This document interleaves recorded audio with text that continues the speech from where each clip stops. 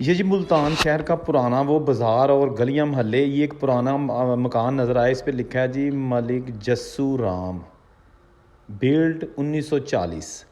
मुल्तान शहर में जी मलिक जस्सू राम साहब का बहुत ही बड़ा चुबारा जो कि असली हालत में मौजूद, और उसके साथ भी तमाम ये घर हिंदुओं की मलकियत है, जिसको हनु का छज्जा कहा जाता है।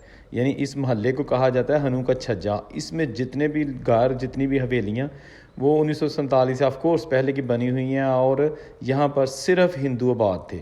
1947 की पार्टीशन के बाद फिर जो मुसलमान माइग्रेट होके आए, इंडिया से पाकिस्तान आए, तो उनको ये घर अलाट हुए। ये आप देख सकते हैं, लोग यहाँ पे छोटे मोटे बिज़नेस भी करते हैं। ये जनाब आपके लिए खसूसी तौर पर मुल्तान से वीडियो पेश की जा रही है।